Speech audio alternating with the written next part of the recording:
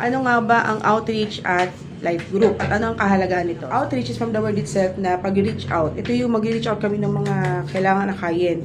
So sa outreach, reach out. Sa pag-outreach, meron kami 3 booklet. Kaya lang 2 booklet lang yung dala ko. Ayan. Bawat meeting is once a week lang ang outreach or life group. Bawat meeting, meron kami tuturong gospel lesson. Pero hindi siya, yung iba kasi alam nila, Bible study naman siya, syempre, pag-aral natin si Jesus, pero hindi siya boring. Depende siya sa communication ninyo. So, syempre, hindi lang kami ang magsasalita, dapat makikooperate din kayo. So, ayan. Bawat week, isang lesson, hindi natin minamadali ito kasi kailangan natin namnamin yung bawat word na tinuturo. Kailangan maituro talaga siya, hindi basta binasa lang. Hindi basta shinare lang. Ayan. Sa life group naman, yun ay groupings din. Grupo-grupo ng mga mananampalataya. At doon kami na ganyan din. Ang pinag-aaralan naman namin sa life group ay ang Sunday lesson. So, yan, parehong halaga yan. Kasi yun ay fellowship. Hindi tayo laging malakas, hindi tayo laging masaya, hindi tayo laging matatag, hindi tayo laging tama.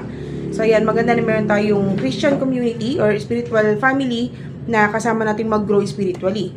Diba? So, sabi dito, sa Bible, wala kang mahanap na word na outreach. Yan, ang makikita mo sa Bible ay sa Acts 5:42, sabi, araw-araw ay pupunta sila sa templo at sa mga bahay-bahay. Patuloy ang kanilang pagtuturo at pangangaral ng magagandang balita na si Jesus ang Kristo. So, yung walang word na outreach, pero sabi dito, pupunta sila araw-araw sa templo at sa mga bahay-bahay. So, ang outreach po at saka life group ay sa mga bahay-bahay ginaganap yun. Kami mga leaders, kami mga Kristiyano ang nag-reach out.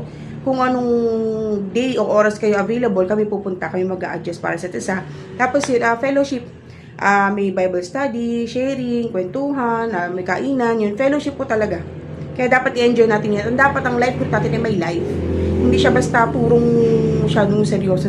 Pero syempre, dapat may kapapulutan ng aral. Ito pa ang sabi sa Hebrew 10:25. Huwag nating pababayaan ang mga pagtitipon natin gaya ng nakaugalan ng ilan. Sa halip, palakasin natin ang loob ng bawat isa, lalo na ngayong nalalapit na ang huling araw. So, yun ang purpose ng outreach tsaka life group ay hindi lang basta maturuan kayo, kundi yung palakasan tayong lahat. So, yan. Ibig sabihin, kapag ini-invite ka sa outreach o sa church, ibig sabihin mahalaga ka. Kasi gusto ka namin masave. Gusto ko namin makakilala. Yes, marami nakakaalam, ay, gito, salvation, ito, kuligtas sa gato si Jesus. Marami nakakaalam niyan, pero marami rin kasing hindi nauunawaan ng mabuti at hindi yun nalalakaran.